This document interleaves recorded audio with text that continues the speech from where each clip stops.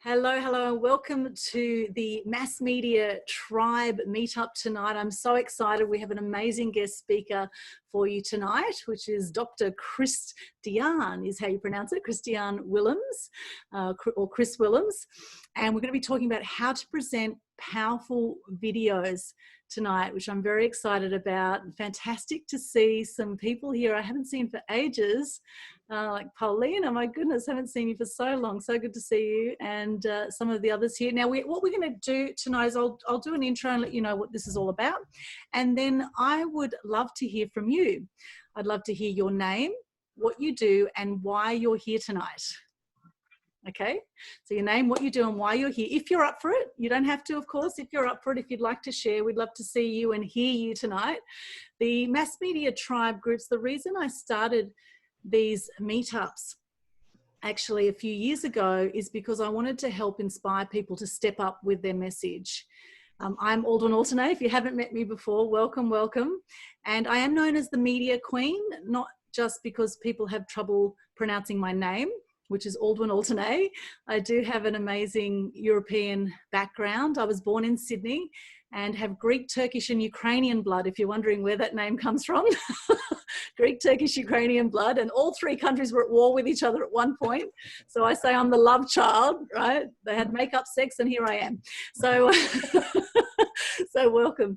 And really, you know, for a long time, actually growing up in Sydney as a first-generation Australian, I was actually bullied as a child. I don't know if any of you can relate to this, but, you know, because my name was different, because I looked different, the food I took to school was different, I was actually bullied and had a few hard experiences as a child. And usually they say up to the age of 7, you know, is a very influential time in people's life. And if something, you know, traumatic happens in that time, that, you know, it can indelibly leave an imprint for a lot of your life. And actually for many years growing up, I felt that I wasn't seen and I wasn't heard. And in fact, I didn't want to be seen or want to be heard either, because I actually didn't feel that I belonged in the world. And now it's my mission to actually help people speak up and actually to share their truth. And I'm a massive advocate for truth in the media, for good news in the media, to help lift people's spirits, to help decrease depression, anxiety, suicide rates. You know, I also had depression for years because my father said, anger is danger. And so I internalized my anger for a long time. And anger internalized leads to depression. And then going on through the years, I've had 4 friends who've actually taken their own lives before the age of 45. And, you know, absolutely tragic. And you may have been touched in this way yourselves, or with people who've had depression. And I believe that the news that we put out in the mass media, in our social media, and in mainstream media, in TV, radio, and print, the news that we put out, the news that we consume, makes the world of difference in how we do life and how we see life. And I think now more than ever, it's really important to be conscious of the thoughts going on in your head right now. Right? We've been bombarded the last few months with a whole lot of negativity in the mainstream media. And I know a lot of people are questioning what they're hearing, which is great to see. And, you know, thank God for social media, because now it feels in some way that we have some sense of sharing some alternative points of view to what we're hearing in the mainstream media. And I always encourage people to question everything they're hearing. Now, as a journalist myself, for many years, I've actually been in the media in one form or another, in TV, print or radio over the years, for actually 36 years media experience that I have. In that time, you know, as a journalist, we were often asked by the editor to go out and get angles on stories that weren't there. So yes, we were asked to fabricate the news, to come up with angles that weren't necessarily true.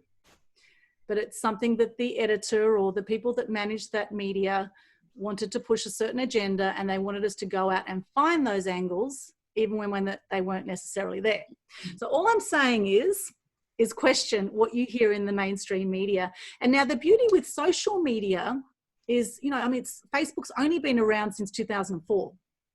So that's only 16 years we've had Facebook. And now, you know, out of the 7.5 billion people on the planet, we have about 3 billion active social media users right now.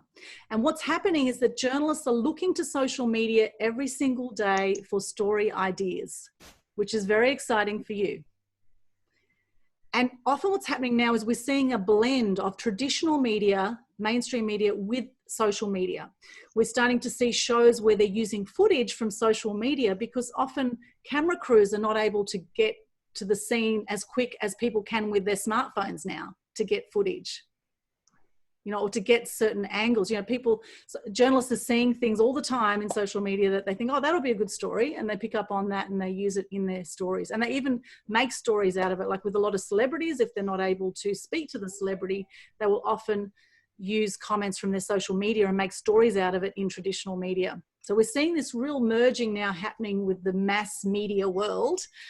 And you can shape the world with what you do. And you know, I'm sure if you're here and you want to know about how to present powerful videos, you know, this is a whole other ballgame now with video marketing. It's incredibly powerful and a fantastic way to connect with people like never before.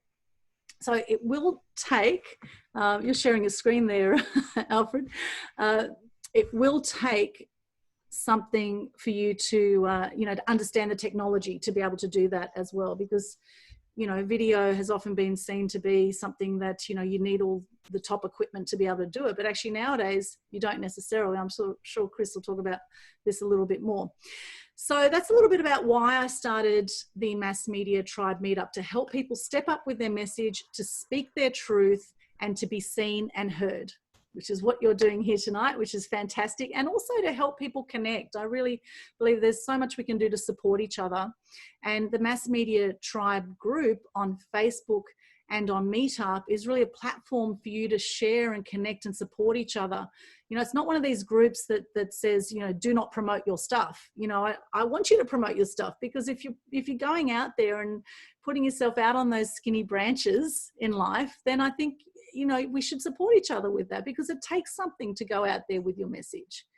And that's really what I wanted to create with this Mass Media Tribe group. And thank you so much for joining for the very first online Mass Media Tribe group. We are making history here tonight. It's very exciting. So thank you so much for being here tonight. It's fantastic to have you. And what I'd love to do now is actually go around and hear from you. I'd love to hear from you. And we've got, now if you don't know how to use Zoom, there's a little mute button in the bottom left. It should be on your screen. You can mute or unmute yourself. And you can stop your video if you want to, or start your video. Then after we do our introductions and say your name, where you're from would be good. Your name, where you're from, what you do, and why you're here tonight. Or maybe something you've heard, maybe something's inspired you, or I'd love to hear from you. So just quickly, we'll go around, we'll hear from you, and then we'll do a bit of chat. We'll do the photo and then chat about videos and go over to Chris, who'll share his screen and give us his presentation. So now I'm just going to go around the room this way. So Julie, are you happy to speak? Yeah.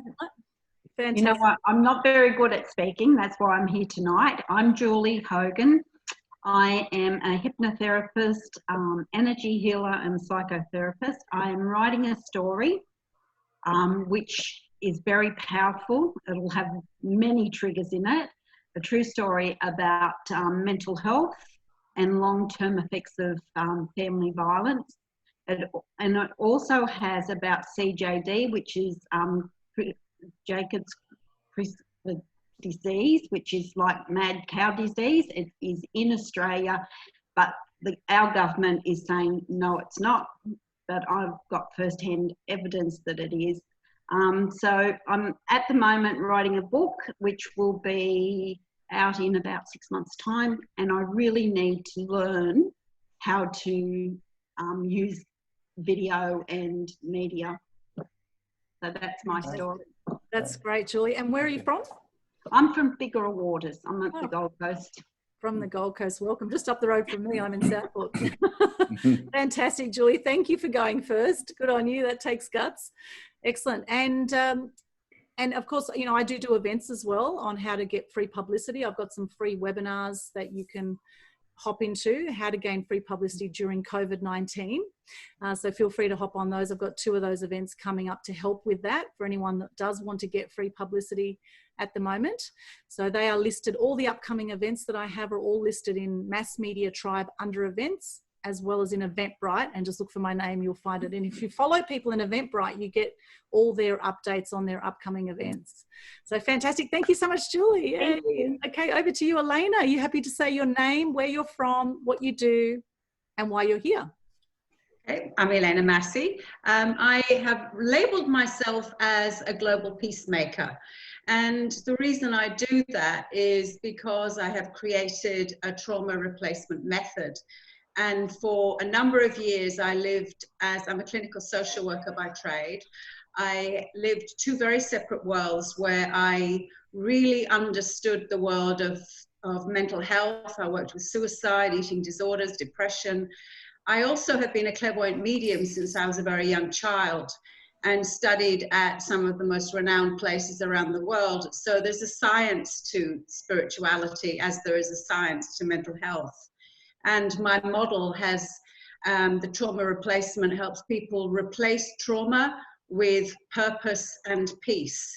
And I believe that after having, I call it a near-death experience fully alive 2 years ago, when my whole life passed by me and I knew that I was destined to work with helping people replace trauma with peace. And so I do something called EMDR, which is an eye movement desensitization process, which is my passion. However, it's not just about recovery for me. It's about cracking you open and replacing the trauma with your destiny. I know at the moment you said 7.5, but when I was looking up recently, it's 7.8 billion. Oh my goodness. In the population, and a $9 billion mental health problem with the amount of money that we spend. And so something needs to change. So I'm passionate about fusing the 2 together, and why video is, at the beginning of the COVID-19, I was sitting by the Gold Coast at the Broadwater, and I suddenly thought, well, how can I help in this way? How can I share me? And so in that moment, I decided I was going to do capturing peace videos every day.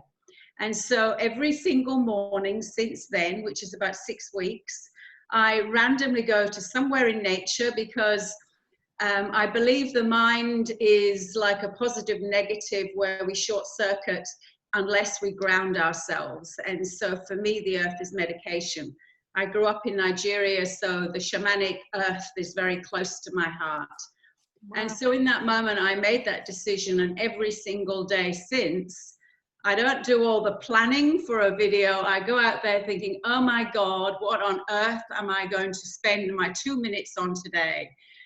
And it's not always a pleasant experience as I walk down there, and then suddenly the inspiration from my download intuitively, I just know.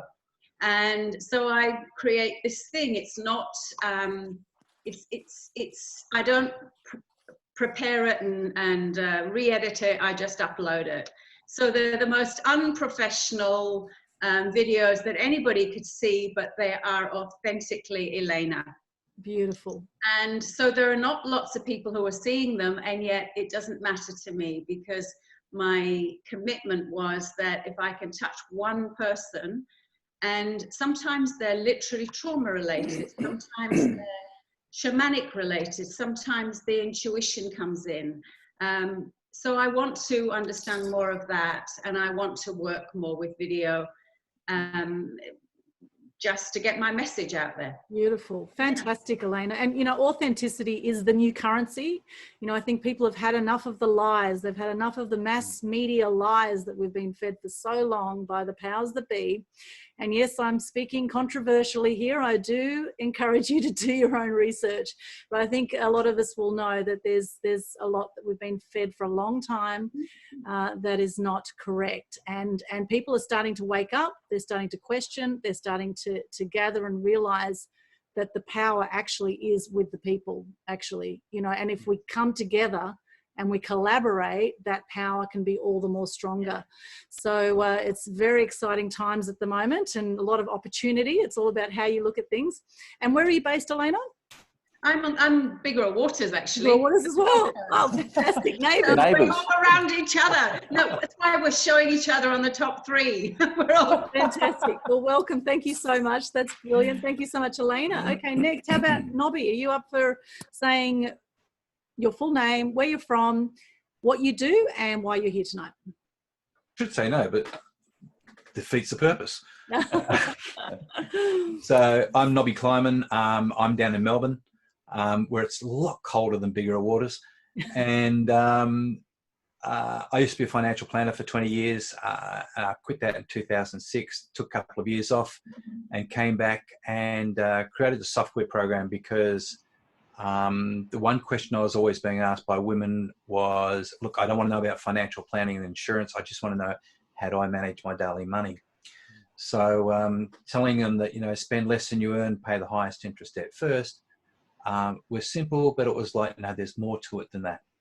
So I created my own software program, and it works brilliantly, and a lot more fun than doing budgets and things like that. And then somebody said to me, well, it's all well and good to have a great software program, but nobody's going to take any notice of you if you don't write a book.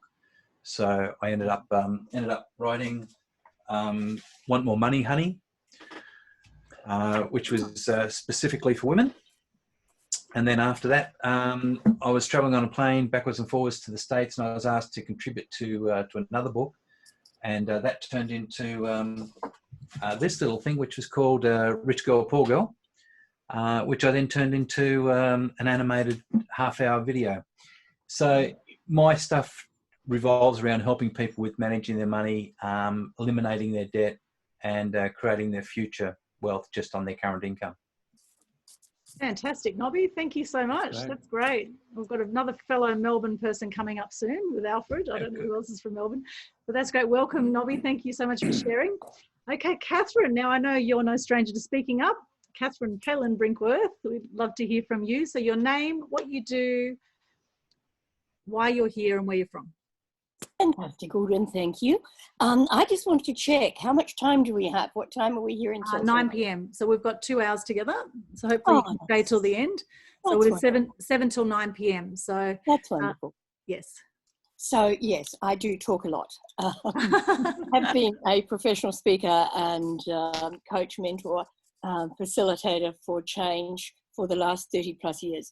And Nobby, I'm really curious, who were you with in Melbourne in the 80s if you've been doing it for 20 years? Or you were doing started with National Mutual, which went across to AXA.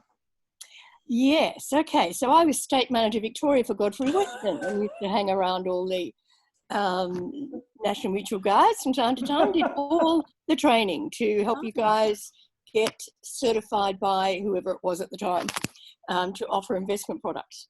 Right. Small world, very small world. Wow. So I play in leader space, and what that's about is helping business owners, whether their business is this big or this big, to help their teams, whether they are outsourced or employed, to be team players, to be great followers, so that everyone works together to achieve the goals they need to achieve. So it's about strategy, structure, skills, support to make sure they get the success that they want. I've been doing that live and certainly not dead, but now I'm loving doing it by Zoom. I do not have to leave home. It's wonderful. So thank you. I'm always exploring how to do what I do better and better. And the video thing, I actually avoided for years. I didn't want to go on video. Ugh. And I got over it. Last year I got over it. So no, you can't stop me. I'm just glad to be here, and particularly with Christiaan. I've met you before, Christiaan, and I can see you are someone who really knows what you're doing. So I'm excited. Thank you for that, Catherine. Yes, you look familiar. And I thought, oh, I know this woman. Thanks for your kind words. Fantastic. Thank you so much, Catherine. And Catherine has been an amazing mentor for me as well over the years, and extraordinary lady. So definitely connect with Catherine. She does some great work. And I've been watching some of your Facebook lives, Catherine. I've been really enjoying that. That's a group called Coffee with Catherine, and anyone is welcome to come to the group. As long as you say nice things, we'll admit you. And we broadcast every day about 3 o'clock. Thank you. Great. Thank you so much, Catherine. Paulina Rowland, so good to see you. Are you happy to speak tonight and say where you're from and what you do and why you're here? So just need to unmute yourself, Paulina, just at the bottom left there. Great. So I'm Paulina Rowland, and with my husband, Michael Rowland, we were running self-development and mind training seminars and programs for the last 31 years. So Michael recently passed away a year ago, and so now I'm continuing our work and his legacy, promoting that on my own. We have made documentaries and films together. Michael was a filmmaker, so I've learned a lot there. But I'm now coming out of the shadows. And so I know video is the most powerful medium to do that. So I really want to learn more skills and,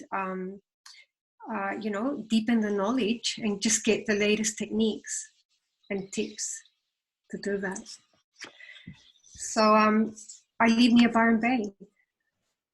Fantastic. Thank you, Paulina. I'm so sorry about Michael. What an amazing man he was. He was really, I often talk about him in my seminars. He was, if you haven't heard of Michael D'Amico Rowland, check him out. Is that how you say it? D'Amico Rowland is one of the foundation personal development trainers in Australia, and a lot of people going on the circuit now have worked with Michael at some point. Extraordinary man, and I've actually got 2 interviews with him on Media Queen TV on my YouTube channel, and I'm so glad I captured those interviews on video, Paulina. And this is the power of video, right? You can capture part of a legacy for people when you interview people. So my commiserations, and what a legacy he left. I know it's an amazing body of work. So I really would want to get that out there in a bigger way. And so it's hard work, but it's exciting. Yeah, and it must be an emotional journey. But you've been such a rock for him as well. You've been so steady by his side all these years. I remember his seminars years ago. So you're extraordinary, and I'm sure you also have your own amazing stories too that you may like to share. So fantastic to see you here. Thank you for joining us, and thank you for sharing. Thank you, Paulina. Welcome. Jay, would you like to say something here with us? Just your name, where you're from, what you do, and why you're here. Okay, so I'm a counsellor, a coach, and a psychologist. I'm from Western Australia, and I help people with their well-being and their mental health. And I'm interested in learning a little bit more about video. Fantastic. Welcome, Jay. Fantastic. All the way from WA. Yay. Brilliant. Welcome. Sue Gillen, would you like to say hello to us and say where you're from, what you do, and why you're here? Okay, so I'm Sue Gillen, and I have a counselling practice, Metaneo Counselling and Relationship Education. So I suppose I'm from the Gold Coast. And suppose what I do is help couples save their marriage by transforming their relationship is probably what I do most, and I do that through an education program because a lot of time I have my four T's from when love is promoted. When we first get into a relationship, love is promoted, and the 4 T's is the fact that we spend time together. In that time we talk, we also touch, kiss and hug and all that sort of stuff. And in that talk, we become a team. I sort of found that with couples, once one of those T's fail, they all fail. So my education program is to bring back the 4 T's, and that is spending time with me where they kind of have to, and there's a bit of accountability there so they can get back into the habit of spending time and talking. When you've got dysfunction, kiss, what's that? Not happening. And then to become on the same team. So and I sort of do that through an education program, because we need to think differently. What has happened is now no longer working, and so I'm using I suppose, using videos, and I'm wanting to put my course online, you know, my whole 10-week program online. So I'd like to be able to be very good at making powerful videos to transform the lives of couples. And if I transform them, it then leaves a legacy of generations. So that's me. Beautiful, Sue. Thank you so much for sharing. And what we're doing right now is video, right? We are all on video. It's not that hard, is it, really? We're all practicing right now, and this is a safe space to do that. So thank you for sharing, Sue. And just so you know the format for tonight, I know some of you have been asking, we are going till 9 o'clock tonight, okay? And so that's Australian Eastern Standard Time, so it's now about 7:30. Chris will present for about 45 minutes tonight, and then we'll have a Q&A at the end. And we've also got some prizes to give away at the end too. So we'd love you to stay back. You might win something, who knows? So this is a chance for us to get to know each other, to network. If you've heard from anyone right now that you want to connect with, please do so. You know, you can chat with them in the chat right here. So there is a chat box at the bottom if you'd like to do that. Or connect on social media in another tab. Make sure you stay focused on this tonight, right? So yeah, this is really a chance for you to connect with each other. If you hear someone you think you might like to collaborate with or find out more or support someone here, then this is your chance to do that. So thanks again for being here. Alfred, over to you from Melbourne. So you're what you do, why you're here. And there you are, Alfred, over to you. Can you hear me there? Alfred's frozen. Oh, there you are. I'm retired. Am I here? Yeah. So I've made about 100 videos on YouTube and Vimeo and for organizations. I'm not a professional videographer, but what I'm planning to do is introduce song into video. And in the same way, I used to give government reports. I worked for UNICEF for 15 years and presented to governments and so forth.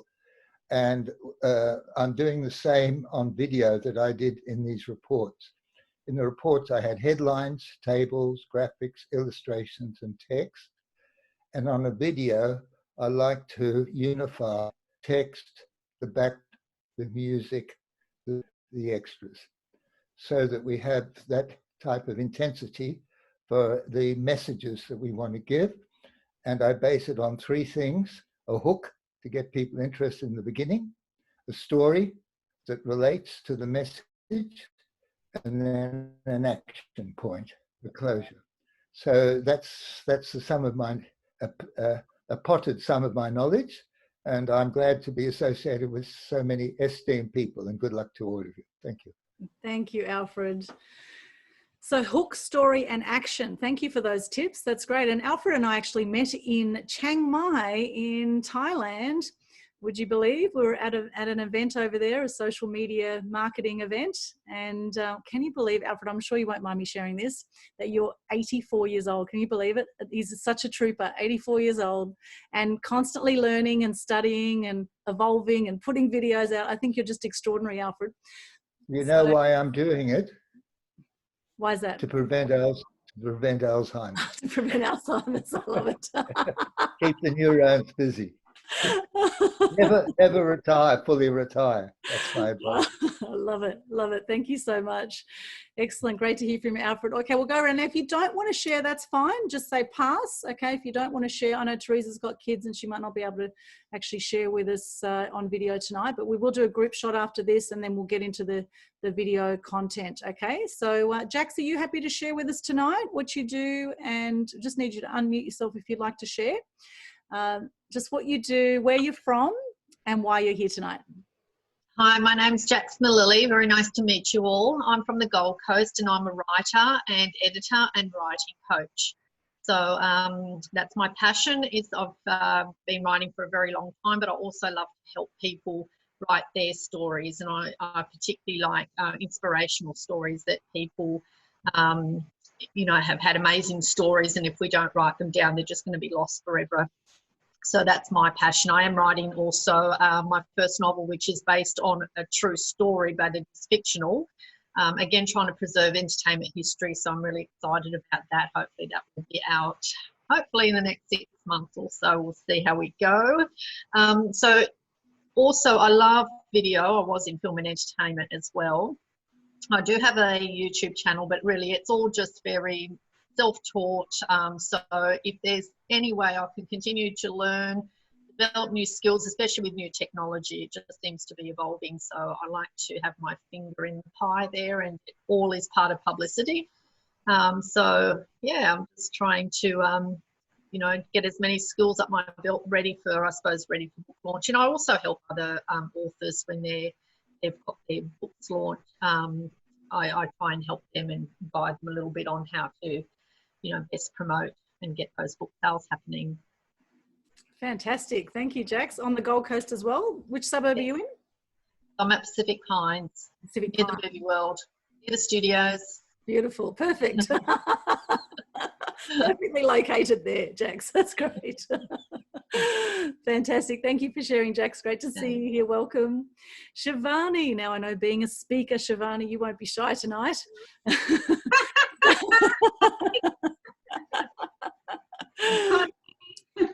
So Shivani, just if you could just say what you do, where you're from, and why you're here. I help people get out of domestic violence and help them. I've got a system of 6 weeks I put together. I'm actually answering all your questions, and I'm feeling quite like I've got to answer and I'm pressure. So I'm just going to say what I want to say, if that's okay. Yeah. Yep, no problem. No pressure. No pressure. It's all good. So I'm here because something led me and pulled me to here. I'm sorry I couldn't make the day one today because I've just been flat out serving. And I thought I'd just really want to hop on. I basically help people energetically in healing. And I'm noticing that that's where the pull is and the draw is. My main aim in my, purpose in life or mission, my message is to help other women to get out of domestic violence. And that's a big part of my life because that had happened to me. And when that happened to me, I had 3 autoimmune disorders, probably 4 or 5, because I was trying to diagnose. I was sick of it, and I healed myself through research, tons and tons of research. So after that, it took a long time. And then anyway, with the trauma that I've experienced, I've dealt with it and I've healed. So now I've got that as well to bring to the table, help people from trauma, using all modalities, because I serve with Tony Robbins as a senior leader. And really, really exciting because we're really missing that group. And I know Brent from there as well. And I've seen a few people around that usually get to know people. So yeah, I've been just really blessed to be on this path, even though I've went through that much of crap. Really blessed to be here. Why am I here really? Just learn what I don't know. So you don't know what you don't know, and just be there where something will click and see where I need to go. Because I've already committed to another program with Ben Harvey, if anyone know him. Yes. And yeah, authentic education. Yeah, authentic education. So yeah, I'm committed there, but you never know what happens. I'm really open. And I thank you for this platform too. Thank you, Shivani. Thank you. And what a powerful story you must have there about what you've gone through. Amazing. Thank you for being vulnerable tonight and sharing that. I really appreciate you being here. And you come from Brisbane, right? I live in Brisbane now. Right. Come from the Gold Coast, right in the middle, in the heart of Brisbane, because my girls are big performers, so we have to be more. They perform on quite high stages and on TV as well. So yes. Yeah, fantastic. Well, great to have you here, Shivani. And now this morning's event, I had all sorts of tech issues. So don't worry, it's now been postponed to May 7. Okay, so don't stress. I was tearing my hair out this morning. Actually, it's amazing I've got any hair left because I was very patiently tearing my hair out this morning because I had 159 slides ready to go with no pictures showing, right? And I couldn't work out what was going on, and I was doing all sorts of troubleshooting. And anyway, so that's what happened today. So you didn't miss anything, Shivani. It's going to be May 7 is the How to Gain $1 Million worth of free publicity workshop. Okay. Oh, I was really interested in that. So I'm looking forward to May 7th. It's May 7. It's a very interactive workshop and it'll be an intimate group. So it is a great workshop, and I just have to get the pictures because it's very visual as well. Like it really wouldn't have worked the same without the pictures, because there's a lot of clippings and a lot of examples I give, and it's just not the same without it. So May 7 is the next date. So Brent, are you happy to say what you do and where you're from and why you're here? If you unmute yourself. There we go. Yep. Welcome. Can you hear? Oh, hang on. Can you hear me? Yes. Yeah. Okay. Yeah. I'm Brent. I'm from Melbourne. My purpose. I haven't said this to strangers before, but I'm going to say it. My purpose is to help. Oh, shit. My purpose is to help. If your mum or dad dies, is to help kids to get through that stage. That's my purpose. Wow. Does that make sense? Yeah. Because my little sister would still be here if she had support. Oh, wow. She's not here anymore. Oh. So that's my why. And so, but I'm a hypnotherapist. Hang on, I'm going to take this off. Intuitive healer. Quite a few things. Also, my other business is a golf coach and golf professional and that as well. But I'm just here to pick up one more tip on how to do videos better. But I was really interested in the thing you did this morning about how to get free publicity. Yes. Because I already shoot quite a few videos already. Got it. Well, look, I'm happy to chat with you personally tomorrow if you like, Brent. I've got a bit of time tomorrow. We can have a chat and talk about your current needs. It's the first time I've attempted to do a workshop online, for a 4-hour workshop online. So clearly that didn't work so well, but we can share the love and share authentically. Doesn't matter. Couple of days, doesn't make it is a couple of days. Marika. Thank you, Brent. Well, happy to chat with you tomorrow. We weren't able to connect today, but tomorrow happy to chat with you about that. Yeah, I can tomorrow. Give you some tips. Thank you. Excellent. Fantastic. Welcome, Brent, all the way from Melbourne. Wow, fantastic. From Melbourne, yeah. All the way from Melbourne. Actually, which part of Melbourne are the Melbourne people from? Where are you from, Brent? What suburb? Ormond. Near St Kilda, I guess. Near St Kilda, beautiful. And Alfred, where are you from in Melbourne? If you know where that is. Yeah. I know St Kilda. I used to go to where are you from? I moved from Toorak to Brunswick because there are too many old people in Toorak. Too many old people in Toorak. I moved to Brunswick. To Brunswick. Love it, Alfred. So Alfred's in Brunswick. And where are you from, Nobby? Mount Waverley. Waverley. Okay, well, there you go. So you're all neighbours, right? I used to hang out in St Kilda as a young girl, and I used to play table tennis for Australia, and I used to train in Albert Park. Actually, that was where the Australian Junior Table Tennis Academy was. Oh, yeah. In Albert Park, the old Albert Park, before they redid it all. I used to run around that 5-kilometre lake there. Yeah, there it is. So now I can't stand running. Now I just like to walk a lot and go in the ocean. So running's not my thing. But anyway, Melbourne's awesome. Love the arts in Melbourne and love the people. Fantastic. Thank you, Brent. Okay, Nicole, I don't know if you can thank you. If you can hear us or see us, or if you want to share it all. Nicole, let's have a look at the chat and see if she's written anything here. And feel free to put some things in the chat there if you want to chat with each other in the meantime. Nicole, if you can hear me, if you want to say something, just unmute yourself. If not, we'll go over to Beck. So Nicole she might be dialing in as well, which could be an issue. Beck, if you can hear us and you'd like to say something, unmute yourself. Or Teresa, our last three before our group photo. Here's your chance if you want to unmute yourself and introduce yourself. Oh, here we go. Okay, Beck says pass. Okay, Beck, that's all good. Come on, Beck.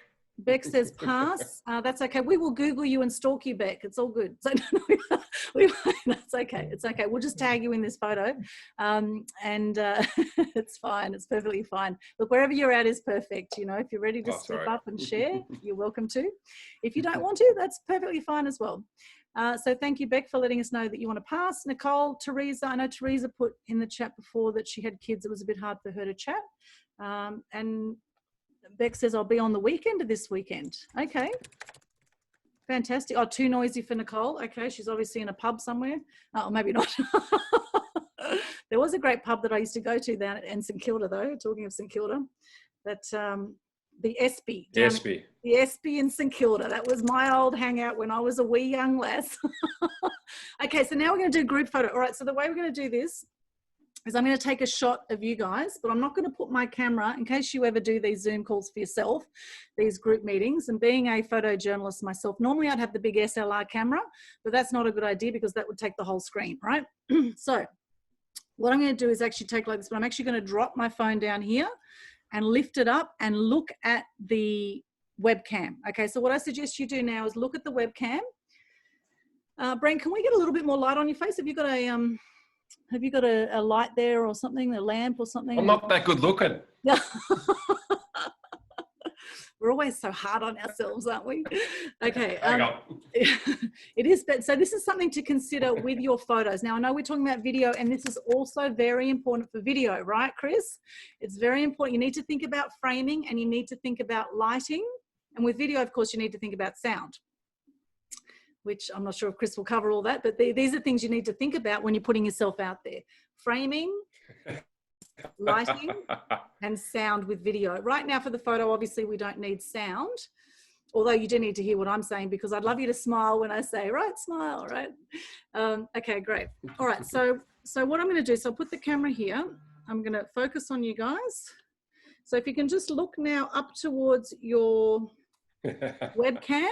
Okay, and then we want a really big smile and look natural. Okay, you ready? Okay, and again, one more of those. And now a silly one. You ready? Silly one. Do something crazy. And 1, 2, 3. Hey. Okay, fantastic. I think I was the only one that put my head to the side, but that's all good. Okay, perfect. Thank you. So and this is what we've ended up with. So we now have that sort of photo, right? So you're looking very good there tonight. So I will share that on social media and we'll connect that way. Now, before we go over to Chris and he shares his screen, thank you so much for sharing, everyone. If you've heard from someone that you think, yes, I'd love to connect with them, please do so.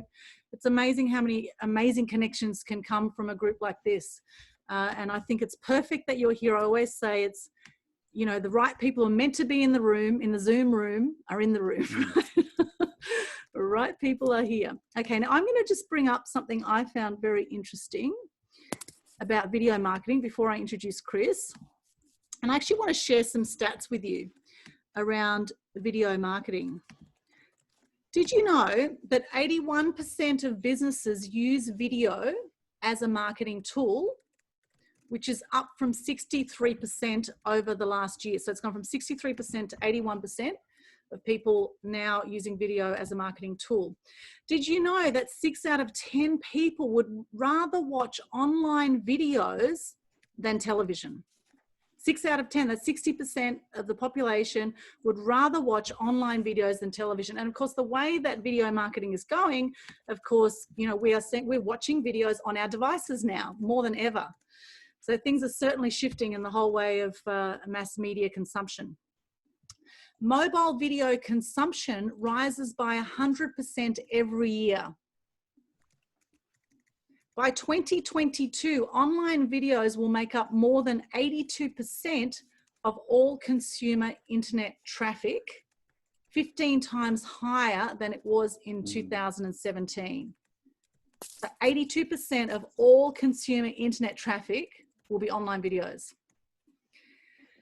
78% of people watch online videos every week and 55% view online videos every day. Isn't that amazing?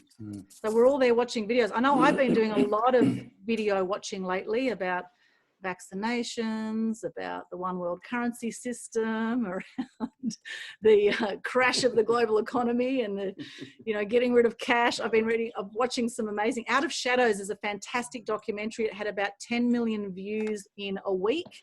Out of Shadows, it's on YouTube. It's still up on YouTube because a lot of things are getting taken down off YouTube and Facebook that are seen to be controversial.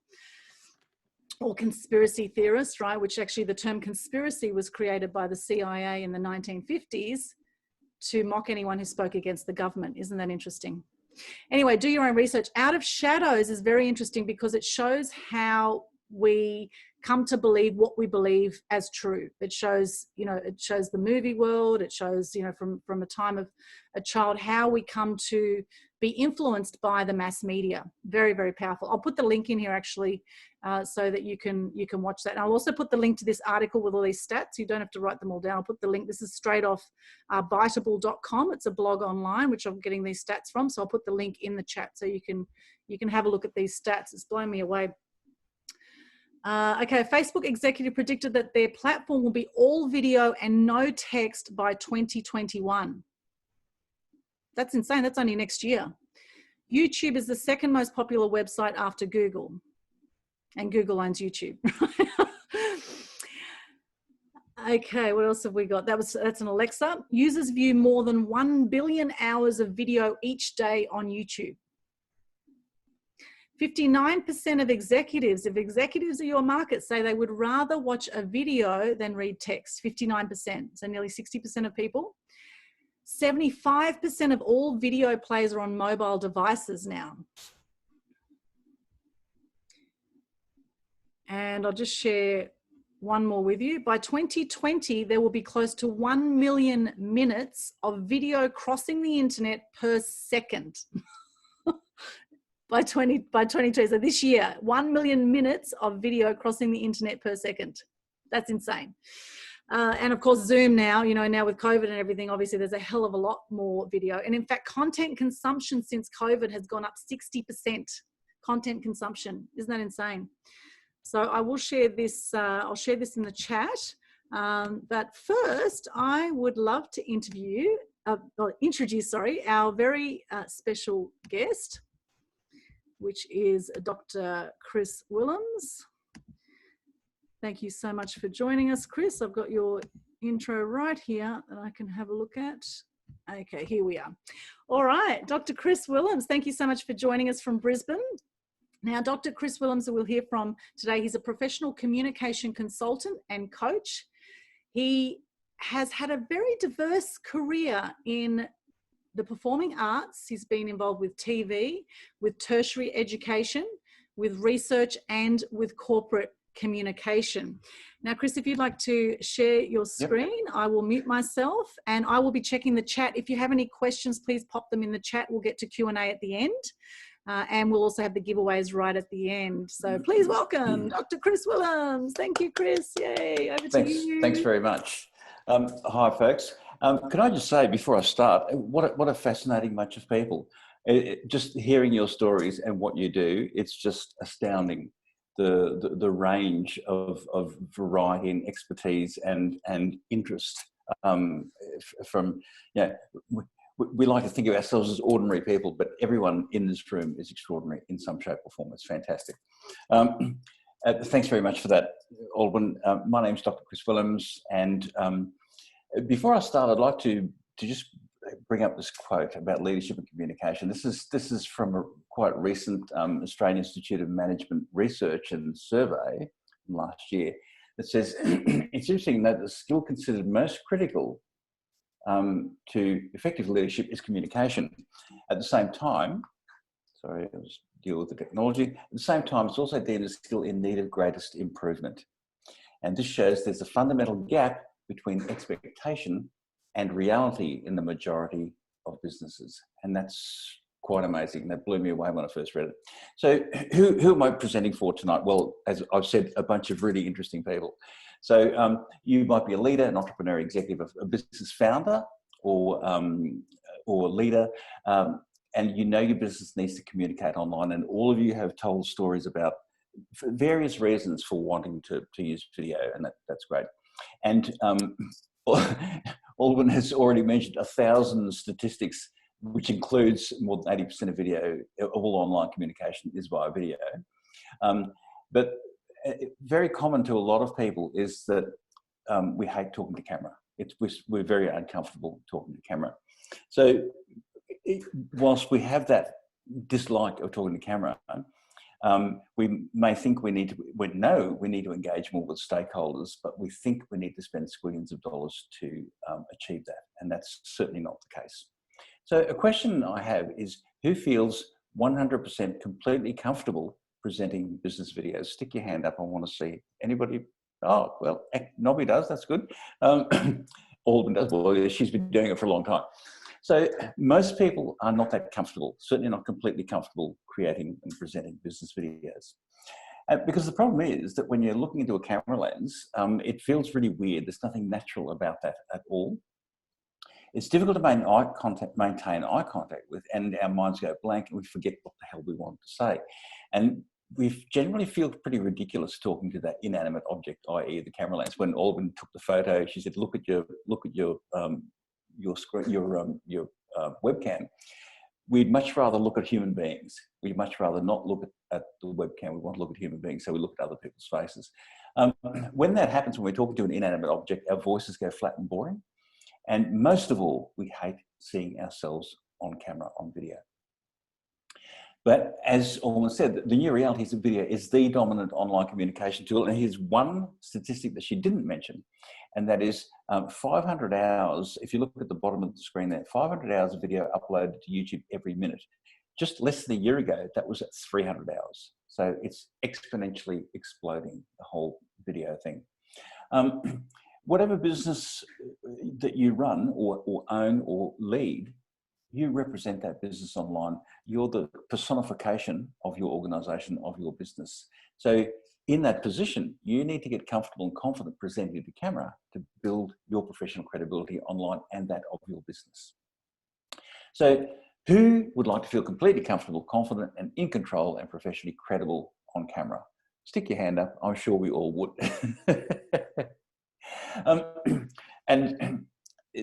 Well, why should you listen to me? Who is this idiot that, you know? I actually started in consulting engineering many decades ago because my parents decided I should have a secure career. Ironically, the first job I had as an engineering draftsman, I lost that because there was a downturn in the building industry and I lost my secure job. While I was doing that, I was also playing music, composing and recording and performing, and made some great music. Didn't earn a lot of money, which is common to most people in the arts, really. Music eventually got me involved in theatre, which eventually took me to London. And over there, I studied mime and directing and also design for television. And I ended up working for the BBC, which was a fantastic experience. Since coming back to Australia after that, combine those things, and a program I put together was nominated for an international Emmy. I brought together mime and television design, even though my mime teacher said you can't do mime on television. So that was a nice achievement. Again, didn't earn me a lot of money, but it was a fantastic achievement. All of that time, I've been doing university teaching and research, and along the way, I sort of got I got a master's degree and eventually a doctorate, and some practice-led doctoral creative industries. So for the last 20 years, I've been doing corporate communication coaching. And you might look at that list and go, what have those things got to do with each other? They don't necessarily follow logically. But I've discovered, and most of you will also have discovered, I think, that no experience is ever wasted. Everything you do teaches you something. Everything you do adds richness and value and texture to everything else that you do. Everything you do adds quality and depth to everything else that you do. And so when you teach people stuff, all that comes into play consciously or otherwise. So no experience is ever wasted. All that is distilled down into my two specializations, non-verbal communication and on-camera communication. So what you're asking yourself now is, how is this relevant to you? Well, here's how. I've kind of described about mime and television, and that the mime informs corporate communication because mime is distilled body language. So hence the non-verbal communication. So those two things, where they intersect, I've been coaching in that space for a long time, so I know it works. The academic side of things, I've never been a theoretician. My research and my theses are always practice-led. So it's applied practice, turning that into theory rather than just being a theoretician who can't actually do anything. So where they intersect, that's a common space that's very valuable as well. Where you see that red triangle, that is where I know how to put all those things together to maximize the effectiveness of other people's online communication, both live and online. And I can do that really fast. And that is where you come in, because ultimately it's all about you. That's why I'm here. Some of you might recognize this bloke. His name is Larry Emder from Channel 7. He does a morning show every day. And some years ago, we were working on a show together, and I was designing, he was presenting, and one conversation led to another, and we decided to put together like an intensive presenters course over a weekend at the Gold Coast, as it happens. So Larry has seen my work firsthand in terms of coaching people, and this is what he said, which is very nice. I mean, to get a personal recommendation for someone of the media stature and quality and talent of Larry Emder is immensely gratifying. So, and he's a nice bloke. I love the story. This woman was an academic at a university. I was doing some work. I was coaching academics in presenting to camera because they needed to do online learning and teaching. And a wrong number. I picked up the phone and Gillian was on the other end of the phone saying, "Who are you? Who are you? Don't know. You're not who I rang." Anyway, the conversation continued. I explained what I was doing, coaching academics. She said, "Oh, well, I work in landscape architecture.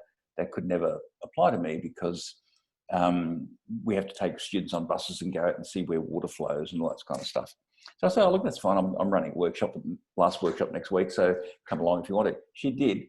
And within a matter of months, she'd gone from being a complete skeptic to creating her own video material, learning and teaching material, which eventually started going international. So she went from complete skeptic to a true believer and the greatest advocate for online learning and teaching using video that I've ever come across. So that was immensely gratifying, and she's a lovely human being. So what this is about, it's all about you, and it's all about you making an impact. It's really important that you work out how to make an impact through video. And with 500 hours of video uploaded to YouTube every minute, you need to work out how you can actually cut through that stuff, cut through 500 hours and make your videos memorable. And someone mentioned a hook before. That's what you need to do. So who are you? Who are all these people sitting in this room? Well, you might be a CEO. You have to engage with stakeholders, shareholders, directors, clients, employees, sometimes community groups, media. You might be a business owner, and you have to engage with staff, partners, customers, again, perhaps community groups, investors, people like that. You might be an entrepreneur, so you have to engage with investors to sell your idea. And I quite like entrepreneurs, and most of us are really, most of the people in this room are entrepreneurs of some description or other, because entrepreneurs are a bit like artists. They have these wacky ideas and go, "Oh, okay, who can I get to help me fund and make this happen?" And passion is what drives entrepreneurs, and passion is what drives artists all the time. Mostly entrepreneurs end up making more money than artists do, but that's another story. So the common factor in all of those things is the word engagement. It's about engagement, professional engagement, and authentic engagement, which someone mentioned before too. Authenticity is really, really important. So in order to create effective communication, it needs to be engaging communication. So, and if we ask ourselves the question, why is presenting to camera so important? Well, it's because there's a fantastic book that some of you may have read by Hugh Mackay, who's a renowned Australian social researcher, called What Makes Us Tick. And Hugh Mackay says the most fundamental desire driving all of us is the desire to be taken seriously. And in the professional context, I would argue that notion is magnified by a factor of many, many times. We know what we're talking about. We're used to being listened to. We're used to being taken seriously. So why is it then that we allow ourselves as those complete professionals to come across on video as complete amateurs? Why do we, within the space of half a minute, undermine professional credibility built up over half a lifetime out of a simple lack of awareness of ourselves, our visual environment, or how to present our information to a camera. Because talking to a camera is very different from talking to 400 people in an auditorium, 40 people in a seminar, or even 4 people in a boardroom. There's no visible audience, there's no feedback, there's just this piece of glass. And for most of us, this piece of glass is surprisingly intimidating. So what I want you to do is just look at that photo of the lens, and you'll notice that there's all these lights that go tick, tick, tick, tick, and they meet in a vanishing point right down deep in the lens. And what I want everyone to do is to look down there and say, this is my best friend, not my worst enemy. I want you to do that now. This is my best friend, not my worst enemy.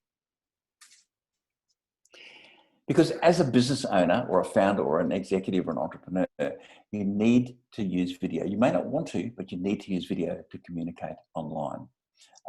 Most people struggle to be confident with the screen medium, unless you've been doing it for a long time. And they don't know how to maximize the impact of videos in the business context. Now remember that online, you're only ever one click away from oblivion. It's that quick. So you need your business to look professional online, and you may think that you need to spend squillions of dollars to achieve that, but you actually don't. So there's a problem and we need to fix it. How do we fix it? Well, basically, it's 5 steps to fixing it. Understanding the basics, understanding who you are as a presenter, understanding the content, the story that you're trying to tell, and also your visual context. And then putting all of that together and packaging that up in a way that suits the online medium. So if you look at step 1, just the basics, understanding the medium. That doesn't mean you need to understand focal lengths and color temperatures of light or any of that stuff, but just understanding in broad terms how it works. But in its most basic form, let's have a look at some of the good things about video. Well, firstly, it's repeatable and therefore it's cost effective.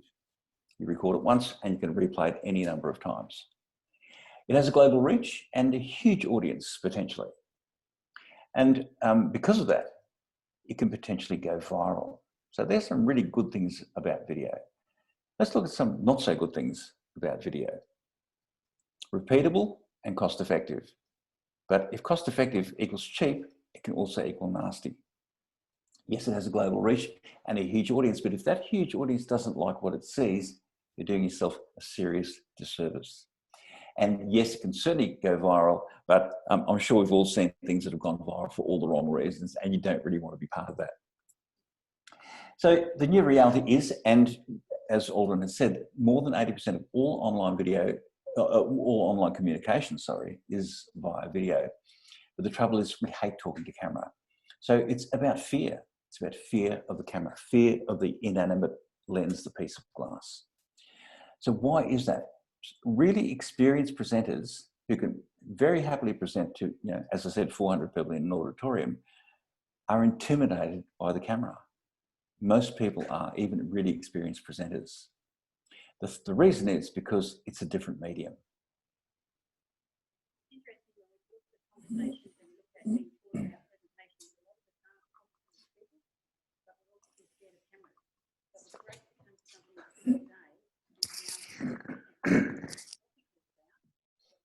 I can't hear that, Chris. Can't you? No, I can't hear the video. Did anyone hear the video? No? Can you, no, okay. Can you just repeat what she said there, Chris? Yes, basically, what's behind the slide, what's behind the video, hang on, I'll just go back. This was a very experienced speaker. Pleasure of attending. Oh, you know why? It's because we're recording it. That's happened to me once before. We're recording, and all of a sudden the audio stops in the video. So, okay, we'll deal with that as we go through. Julie, she's a very experienced speaker, but came along to this workshop to learn because she was intimidated by the camera. She was frightened of the camera.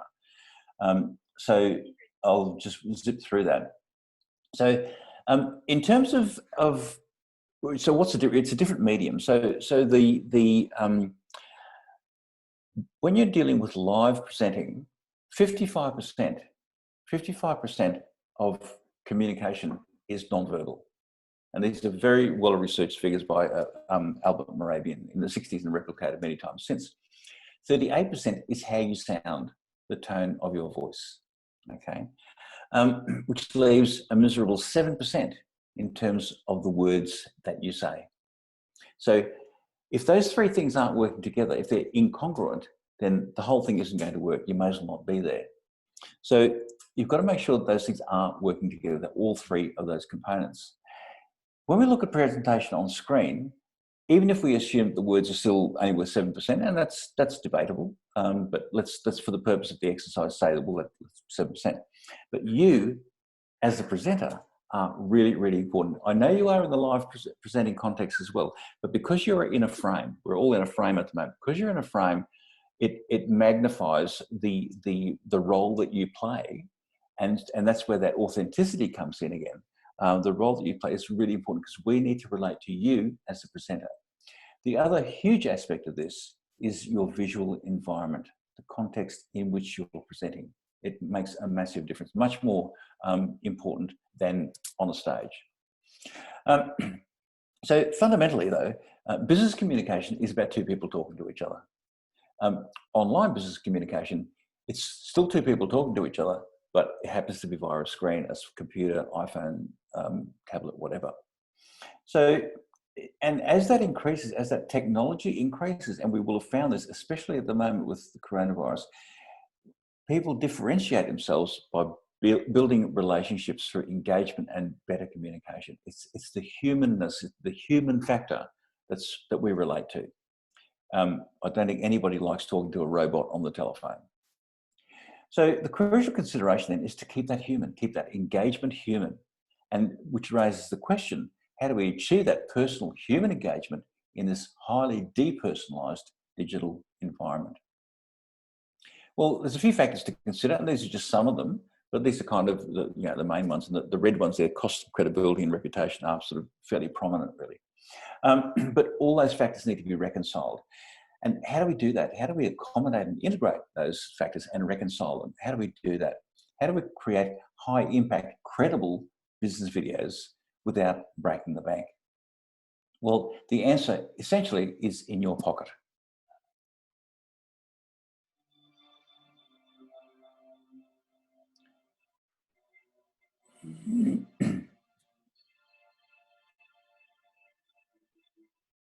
You've missed some beautiful music there, which I composed for that piece of video.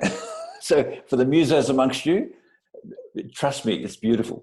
But it's astounding, you know, the quality of a camera in a smartphone these days is astounding. Even Sam Mendes, who directed Skyfall in 1917, says, what you've got in your pocket is amazing in terms of camera quality. It's fantastic. So it's about keeping it human. It's also about keeping it you, and you can do that with your device that's in your pocket in front of you right now. You might even be watching this on your phone. So it's keeping it you and keeping it human and authentically human and authentically you. So the basic questions to ask are, what do you, speaking of you, what do you bring to the context? What does it mean for you? And more importantly, what does it mean for your business, for your professional interactions? What does that mean? So that's, if we look at that in terms of step 2, it's all about you. If you look at this picture here, and thankfully there's no sound, this is a still off News Breakfast one morning earlier this year. All three of these people are very, very professional journalists. 2 of those people are television presenters, 1 is not. And you don't have to be a body language expert to work out who is not comfortable in that picture. And that's no disrespect to this wonderful man who's a fantastic journalist, highly intelligent, but is just not comfortable. If you look at the body language of the other 2 who are very used to that, they're open, they're vulnerable. He is not, he's hiding. And that's really basic stuff. And again, there's no criticism of him. He's a delightful and very skilled journalist. But it's about perception. So how are you perceived? How do you think you're perceived on camera in actual real terms? Do you come across as professional and credible, or do you come across like him as timid and insecure, even though you shouldn't be, because you know what you're talking about? Well, the way to find out is to go back to some fundamental questions and ask yourself, what makes you you? Of all the people in this virtual room at the moment, who are you? What defines you? And we've seen a lot of, we've heard a lot of what actually defines you, and it's fascinating. And I know we've all experienced successes and failures. And I say perceived failures because often what we perceive as failures at the time turn out to be successes, or they inform a future success.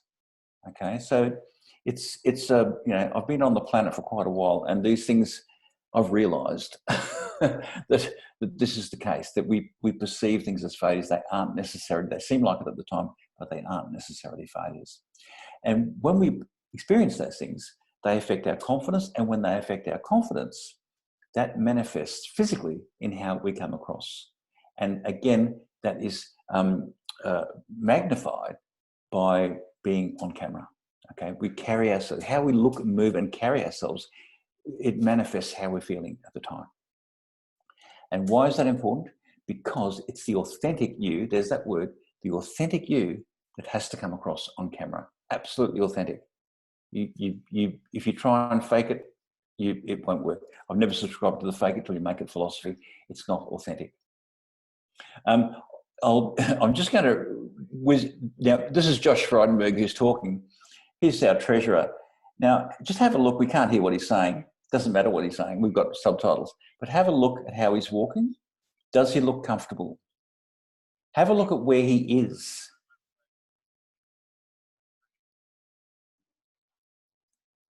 There he's thinking, oh, what do I say now?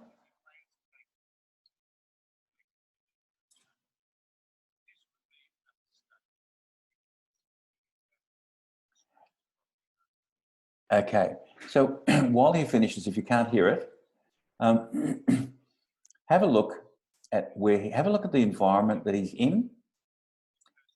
This moment coming up is really interesting because he's saying you can be trusted.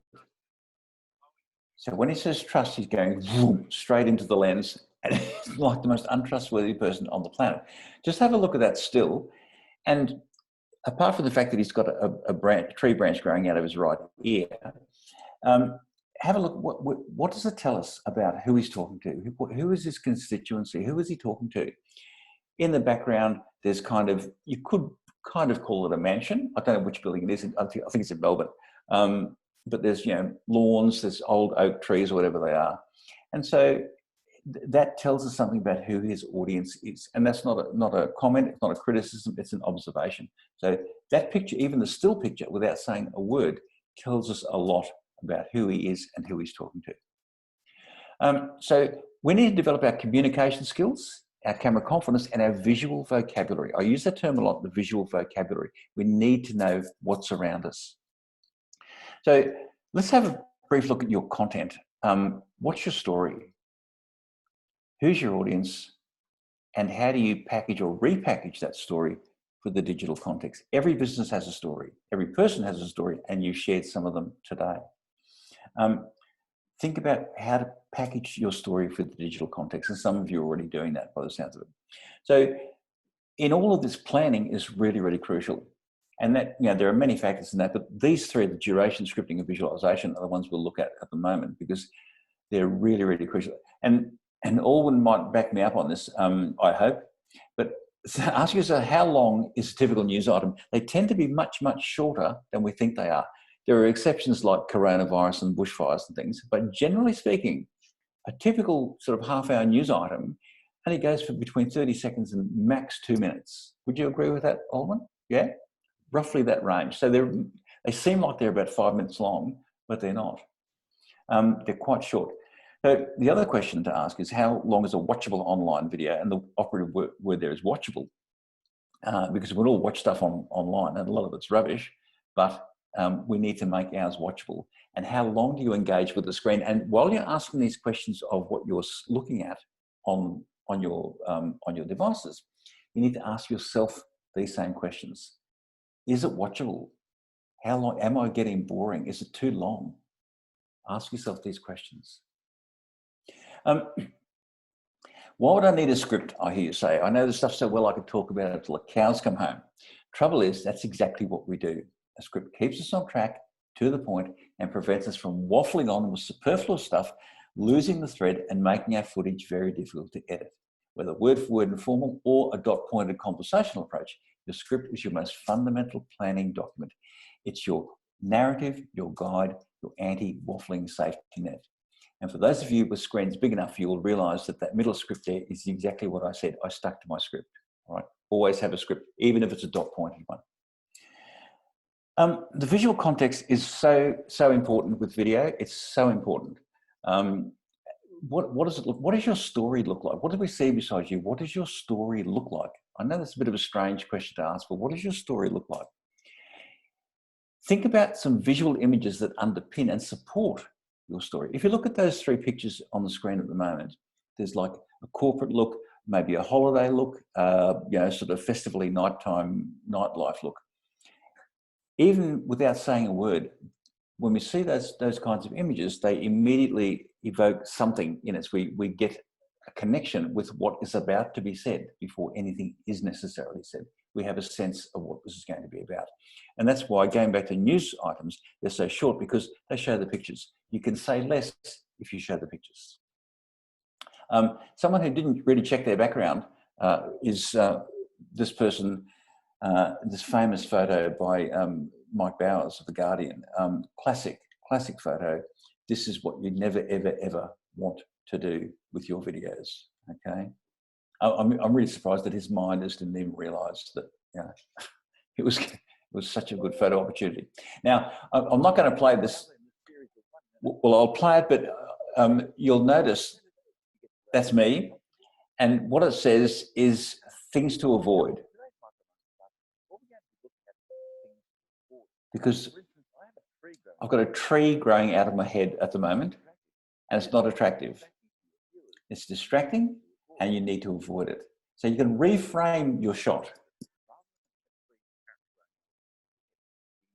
So you use the tree as foreground to give greater depth to the shot, and then you've got the foreground, the middle ground, and a fantastic landscape in the background, which is north of Brisbane. That's the Glasshouse Mountains, for anybody who's interested. And remember, don't have trees growing out of your head. Also,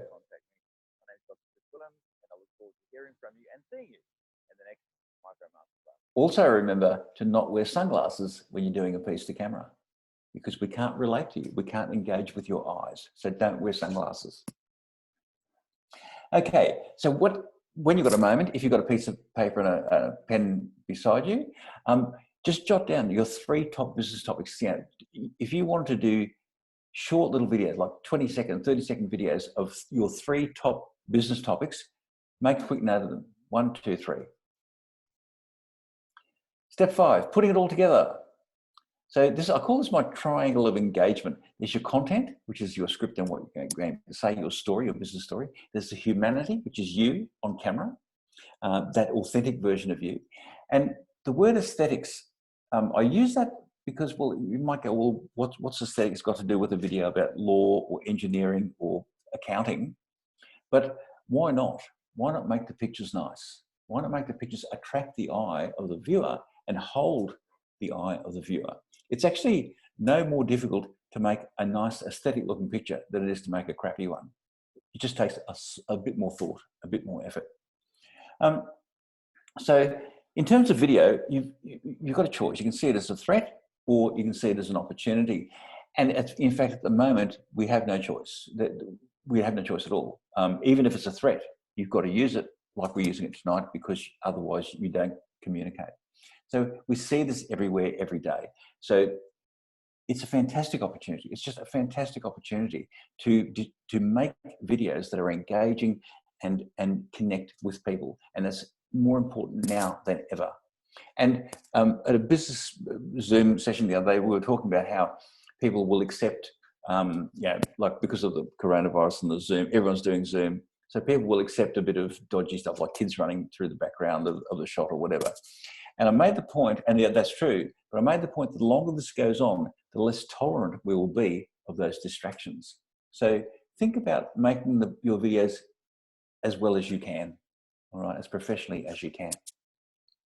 Because you need to maximize your exposure. You need to be part of in fact, lead the revolution. No one has a choice in this anymore. You need to be engaging. You need to be leading the charge in this digital revolution. Because in doing that, you can take your business ideas to the world. What about expensive equipment? Well, no, you've got it in your pocket. As I said, you've got a camera for video recording, you've got a microphone for audio, you've got a monitor for playback, you've got editing facilities, you've got visual special effects to some extent, you've got graphics to some extent, and most importantly, you've got an entire distribution network with the internet and social media. It's like you've got a whole international network, television network in your pocket. This is all you need. You might want to enhance it at some stage, but this really fundamentally is all you need, this piece of gear that you've already got. So in summary, the camera can enhance your message, or if it's used badly, it can undermine it. Presenting to camera is different from presenting live. You'll need to repackage your story, your content, to adapt it to the screen environment. And your visual context should, it doesn't always, but it certainly should support your message. And video can massively, massively boost your professional credibility. And the other thing it can do, it can save you a lot of money.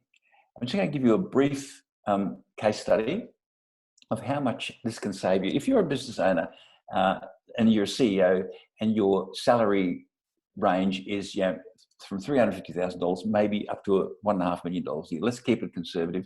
$350,000 a year is what you like to be doing, what you like to be paying yourself as a medium enterprise.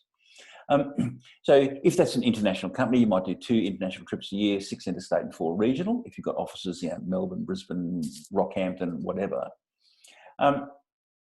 So if you tot those up, that adds up to 12 live engagements per year. Depending on the salary, but even at the lower end of that scale, each of those engagements cost you over $24,000. That's based on pretty conservative figures, $24,000 each engagement for 12 engagements. If, on the other hand, you choose to create a video every week, every working week, say 48 working weeks a year, you can record 4 videos a day, very, very easily, 4 videos a day. So if you spend 1 day a month shooting videos, that's 12 days in a year shooting videos. So that's 48 engagements per year, and the cost of each of those engagements is $615. So if you watch that red dotted line going across the screen, you'll notice that irrespective of the salary of the CEO, if you do this stuff on video, you can save enormous amounts of money. And this graph shows you some of the amounts based on those case study figures that you can save. And it's almost a flat line, almost a flat line. So the savings, the cost per engagement is reduced by 97%. It's not reduced to 97%, it's reduced to 3%, i.e. it's reduced by 97%. And at the same time, you're increasing the number of engagements by 400%.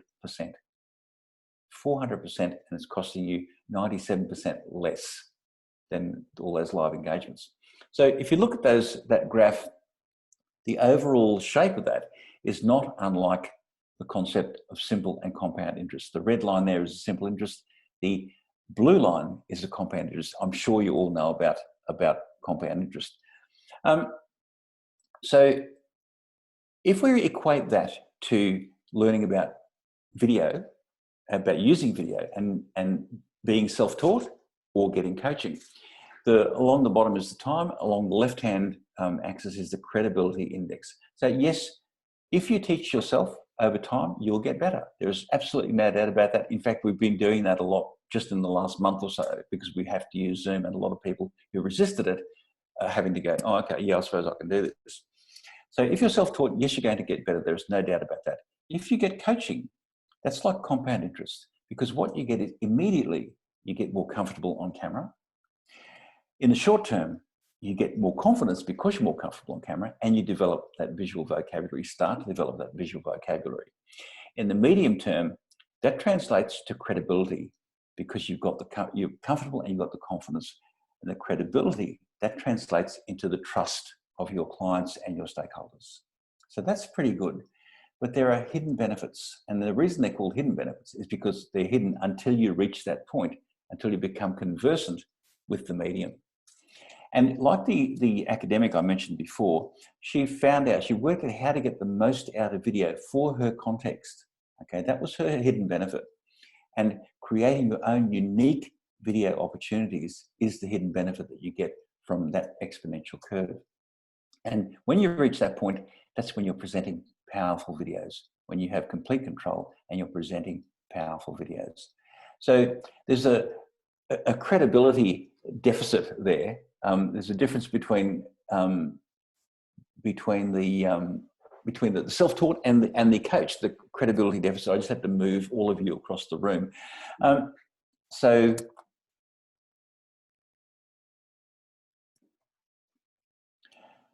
I'm looking for people to work with. I'm looking for business owners, entrepreneurs, professionals who are interested in learning in a very short time about how to use video more effectively.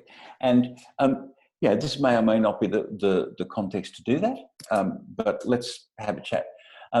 People who understand the importance of effective communication and have a great business story to tell, and most businesses have a great story to tell, whether they're aware of it or not. Most people have a great story to tell. And people who appreciate the urgency, and it's increasingly urgent at the moment, even if it tapers off. People I know I can coach to get confident and credible, and I've done that a lot over 20 years, and who would benefit from the program and who aren't afraid of working in a collaborative way to achieve success. It's about collaboration. It's not me telling you what to do. It's a collaborative two-way process. I've never done sausage factory stuff. It's always tailored to a particular client. Always has been, always will be. So is that you? Perhaps, perhaps not. Because what it's about is you making an impact through the camera.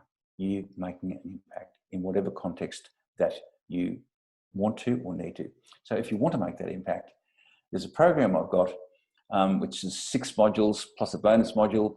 It's about you. It's about your physical personality. It's about taking command of the space, not just the physical space around you, but also the internal mental space, and the digital space with the camera. And it's about adapting your content and developing that visual vocabulary that I talk about a lot. Your context, your visual context, which is so crucial.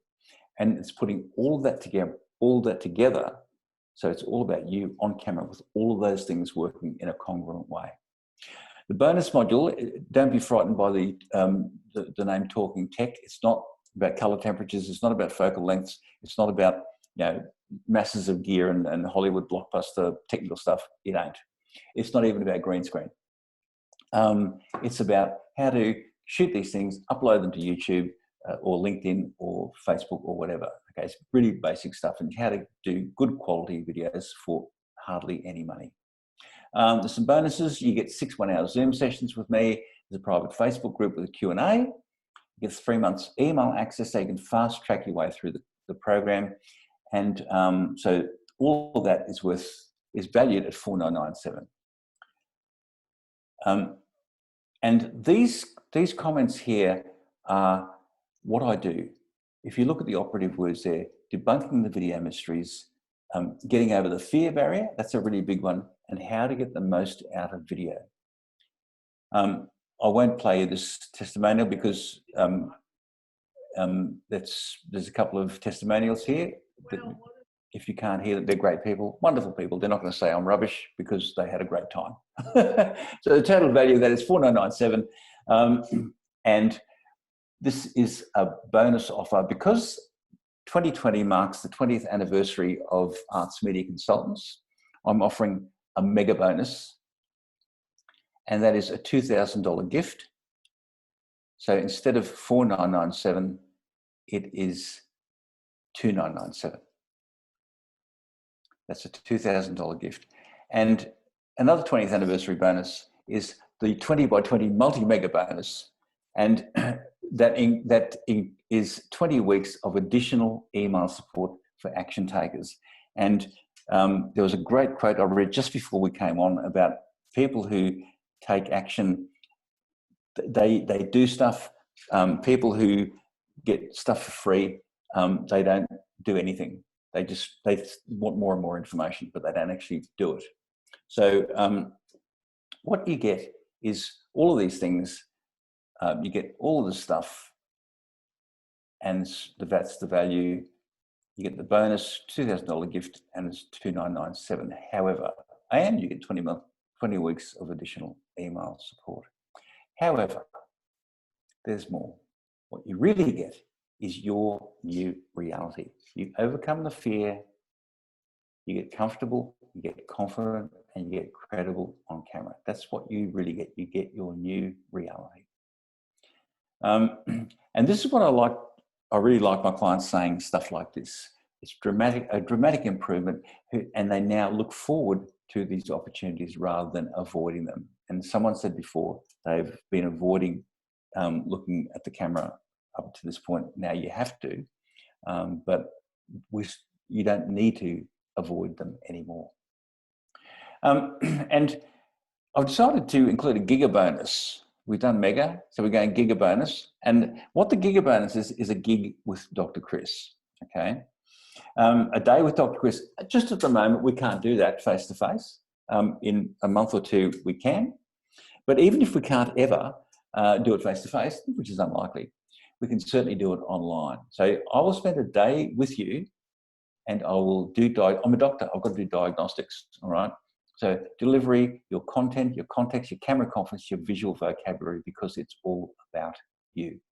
And as I said before, I don't do sausage factory. It's a one-to-one relationship, and we work out together what you need, what you're good at, what you need work on, all those kinds of things. And what's right for one person may not be right for another, and that's why it's individualized and tailored.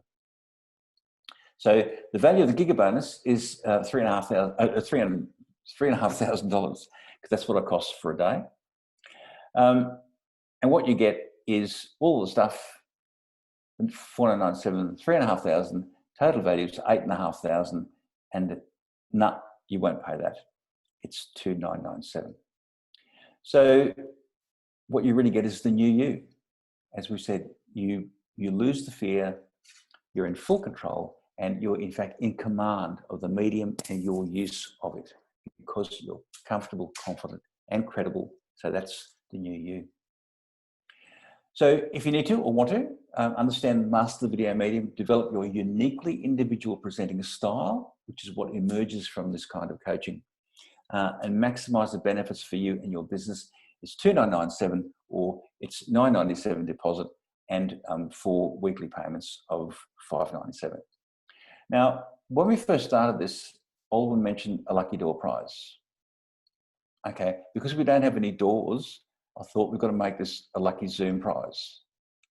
And what that is a free video diagnostic consultation. And I think all of you said that you do videos or have done videos.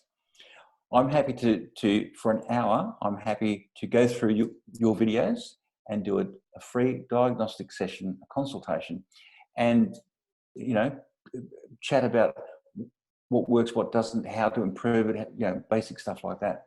And that's the value, that's $497. So I'm very, very happy to offer that, because as I said before, this group of people, I'm astounded by. I really am. I'm astounded at the humanity in the room, in the Zoom room. I'm devastated that's some of the stories that you've told, and it's immensely impressive. That, you know, it's very easy to forget how everyone has a story, and I said that before. Everyone has a business story. Everyone has a personal story, and you've managed to share those tonight. And thank you for that. And you have my full respect for being able to do that so apparently comfortably. That's all I've got to say at the moment. So thank you very much for your attention. And if anybody's got any questions, as Alwyn said before, we've got a Q&A happening. I'll stop sharing my screen and come back into the room. So yeah, if anyone's got any questions, please feel free. Thank you so much, Chris. Wow, that was amazing. And what a phenomenal offer. There's so much of your time in that. You know, it's not group work. That's one-on-one time with you. That's very valuable. So for anyone who's, you know, shy at all or wants to take their speaking to another level, that is an amazing offer. So thank you so much for doing that for our tribe. And we do have some great questions here. We are going to be drawing some prizes at the end, and I have a fantastic way to do that, which I will be sharing my screen and showing you how. we'll draw the winner online at the end of this. So we'll just go through the questions. If you do have any questions, please just pop them in the chat. And now we had a good one here from Elena, and she was asking about what about all the text written over videos? So how do you get that? Do you have a software or an app or something you use to get the text written over the videos? As in the subtitles, yeah. I don't use a particular app for that. I've tried a couple and they weren't that flash. I use, it's called ScreenFlow because I've got a Mac, or Camtasia is the equivalent on a PC, ScreenFlow. And in that, I mean, if I had time, I'd change screens and show you, but you just type in the text. It's a bit tedious, and you have to, but my videos are very short. So it's a case of just typing it in and dropping it onto the timeline of the video. Does that make sense? Does that answer the question? I think there are apps and all sorts of things out there. Yes, yes, there are. If anyone knows, actually, is anyone using anything that they'd like to share? Zoom will do it. Oh, Zoom will do. Oh, yeah, that's fairly new, isn't it? Yes. Yeah. I can't remember where it is, but if you go through your setup in settings, Zoom will do closed captions. Okay, that's great. We use Camtasia for our videos. That's the equivalent of ScreenFlow on a Mac is Camtasia on a PC, which is, I'm told, is pretty much the same thing, just a different name and different proprietary ownership. But yeah, and in fact, I used for a long. In fact, it was the interview that Alban and I did together a few months ago, and it went for an hour. And so I sent it. I'm not going to type all that out. So I sent it to rev.com. And my God, I was so impressed with the speed and the accuracy. And we were talking pretty fast and with some terminology that's not that necessarily that familiar. And it was so accurate. I couldn't believe it. And it was $1 a minute, American dollar a minute or something. And it was fantastic. For long, big bulk stuff. You know, I mean, I've tried the transcription software in iPhones and stuff, and it's just babbles garbage, basically. So it's not very accurate, I should say. There is another one you can use called Descript, DESCRIPT. And I think you get about 3 hours a month or something like that free. Wow. It's quite good. And that's compatible with Mac. It will presume it's just it's just doing your audio, just transcribing your audio. Okay, great. Is that you, Dave? Dave and Nicole? Nobby. Oh, Nobby. Oh, sorry, Nobby, I can see you. The man in the yellow square. And the other thing that you can do, if you wanted to have text on, you could do overlays with, what am I thinking? You can just do straight overlays, transparent overlays using, why can't I think of it? Google Slides. There you go.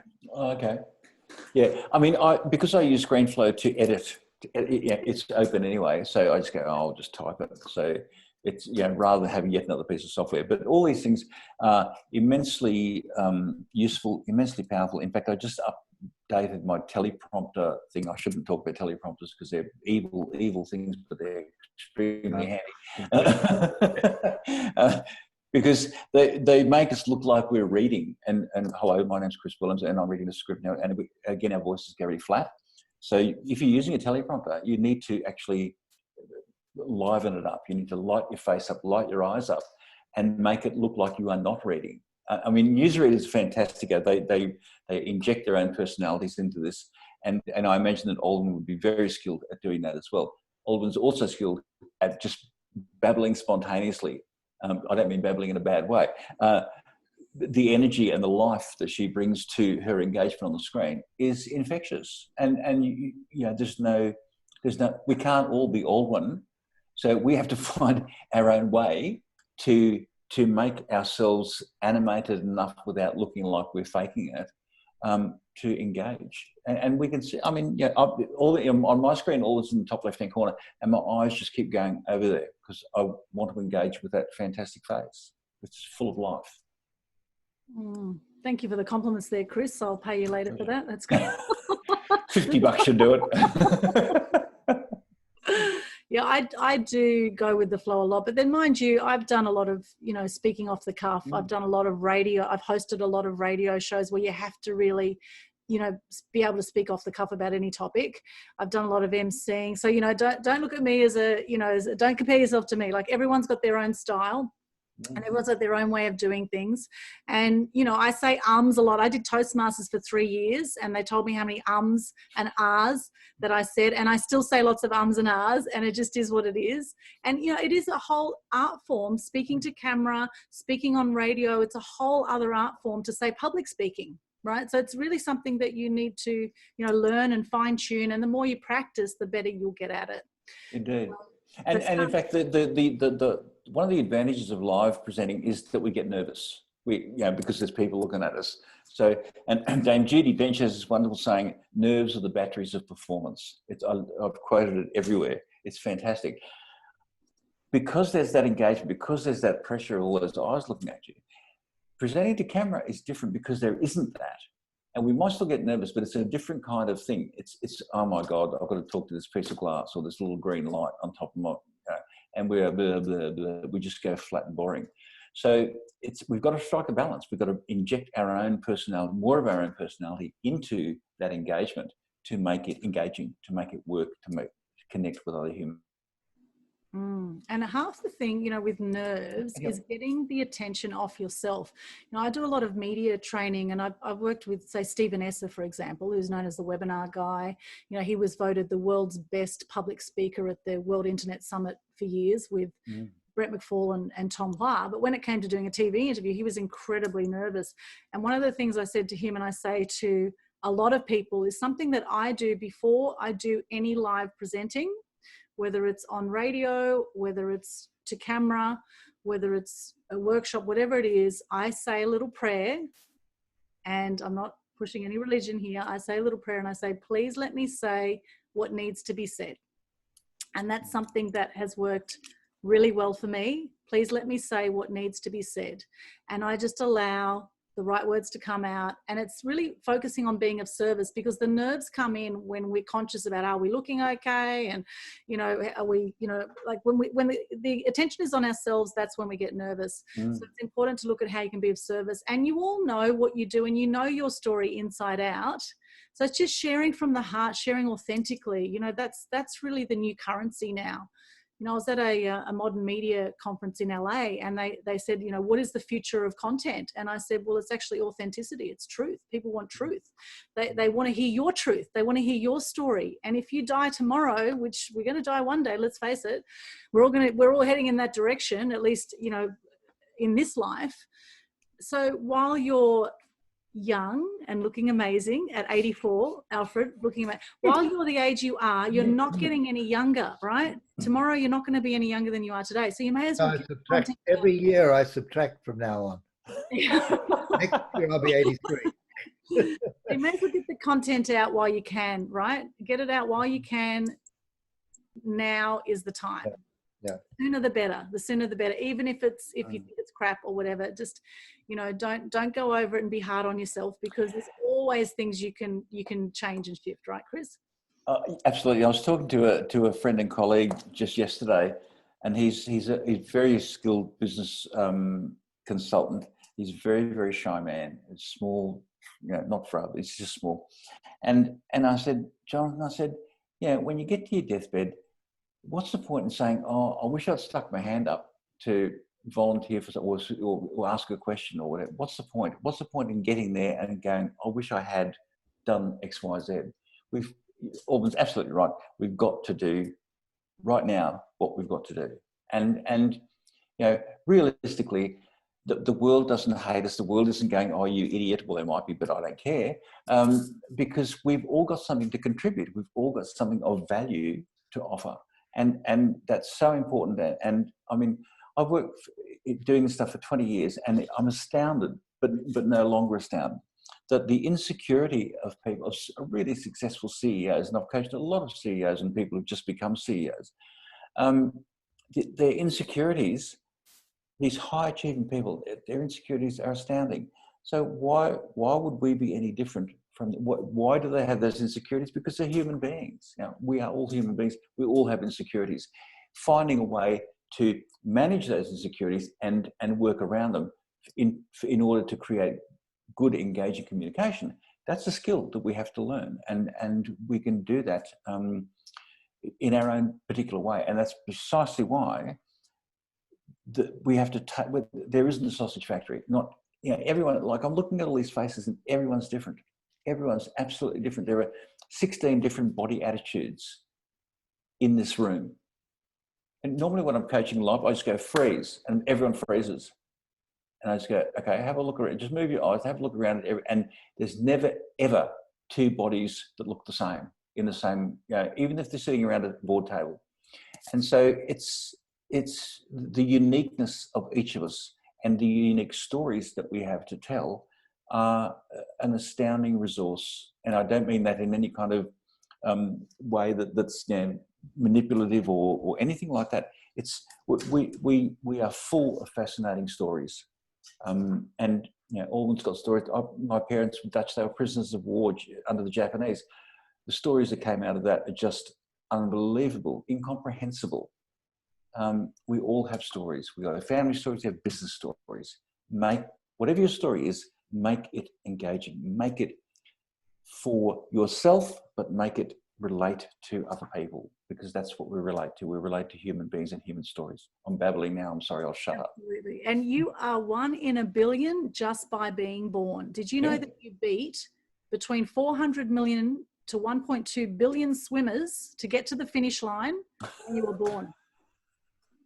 Isn't that amazing? You are 1 in a billion. We'll just average it to 1 in a billion, right? You are 1 in a billion just by being born. We often forget that. The very first race we won, right, was being born. Amazing, amazing. Yes, so you are extraordinary and you have a great story to share. Now, we have a few more questions here before we get to the prizes. Alfred, we have history and her story. I like that. Jax had to leave us. She said, thanks for the interesting webinar. You are welcome, Jax. Julie says, thank you. Rev is a good app. Beck says, Rev is a good app. Brent says, ScreenFlow. ScreenFlow. Shivani, I've used YouTube and it automatically does it for you. Thank you everyone for sharing this space. Thank you, Christian Aldwin. I've just set up for my Facebook Live starting at 9. Oh, there you go. She's action straight away. Great to be here, love. Love to you too. Thank you, Shivani. Why can't I find ScreenFlow in the App Store? Elena's asking. I'm not sure about that. Why can't you find ScreenFlow in the App Store? I'm not sure either. It's a subscription. I think. Yeah, it's free. It's not an Apple product. Oh, no, okay, that's what. Yeah. I see, I'm not a technical person. Yeah, but there's a free version and a subscription version. The free version only gives you. I think it puts a watermark. You had a free version for a week or two. It puts a watermark. No, ScreenFlow is a purchase. Yeah, I think that. Well, when I investigated a couple of years ago, it was there was or maybe it was just the test, like the free test. No, they've gone straight for the money. Then that's good. It's a good program. Good program. It's very good. Pay for. You do, and I've edited on things like Adobe Premiere Pro, which is one of the industry standards. And it's like, and I much prefer using ScreenFlow. You don't need a Ferrari to go down in the shop to buy a bottle of milk. You can use a Toyota Corolla. Yeah, ScreenFlow is a Corolla.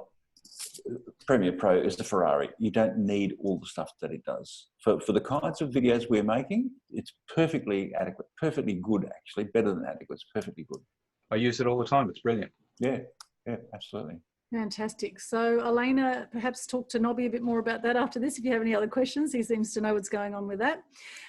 Thank you for that, Nobby. Excellent. And Chris, okay, Brent says Clip-O-Matic and Clips are good apps with words on it. Okay, great. Thank you, Brent. That's some good tips as well. In general, Alfred says, how many times do you need to repeat in practice until you get it right? Good question, Alfred. What do you say to that, Chris? How long is a piece of string, Alfred? I imagine whatever you put on video, Alfred, would be fantastic. I have no doubt that you would make it, because your vast experience and working for UNICEF, and I just saw a photo earlier this morning of Peter Ustinov, who was an ambassador for UNICEF, wasn't he? Mm-hmm. I imagine that the stories you have to tell, whether they're extracted from reports, and you need to repackage them, obviously, but I would imagine from the short bit I've seen of you on camera already and what you said, I would imagine that your videos would be very engaging, and because they're so human, they'd be very, very human, and that's what we want. Well, I'm doing an ebook actually at the moment. Great. And contacting my old colleagues from 50 years ago to join me. Oh, fantastic. Brilliant. Love it, Alfred. So are you doing that via video? Are you sending them videos to invite them, or are you sending just emails? No, I've already got a draft of a chapter, and we'll do it like Wikipedia. They'll put I see. We'll edit each other. They're contributing to the same book. Okay, right. Fantastic. That's but great. I've learned that ebook is much easier to do than printed book. Oh God, yeah, absolutely. The online world. Brent said it took him about 5 videos to get used to it. Thank you, Brent. That's good to hear. That's good. 5 videos. Yep. How long were they, Brent? Were they short ones or long ones? You're muted there, Brent. You can't hear. You're muted. You just unmute yourself. About a minute and a half. Oh, okay. Each. That's a good length. Yeah, like these days, you don't want to go much over a minute and a half, 2 minutes, unless it's an instructional video. That's but even then, you break it down into little shorter steps. No, you want under a minute. Yeah, you want a minute max. Yeah. Yes, fleas have longer attention spans than humans now. So It used to be goldfish, but. Alfred says, "Isn't a video a conversation?" Yeah, absolutely. One would think it's a one-way conversation, but it's in fact a two-way conversation, because if it's engaging enough, it's very much a two-way conversation, rather than just I'm telling you stuff. It's you inviting into the conversation. Absolutely, yeah. And sometimes you just have conversations in your head with yourself, with the different parts of yourself, and so that's okay too, right? Or is that just me that does that? No, it's not just me, okay. So however it comes out is great. The main thing is that you share yourself, right? Put yourself out there. Catherine says there's no W on the end. What was that of, Catherine? I'm not sure about what you mean by there. The no W on the end. I think it's screen flow. I think it's screen FLO. Is it? No, it's FLOW.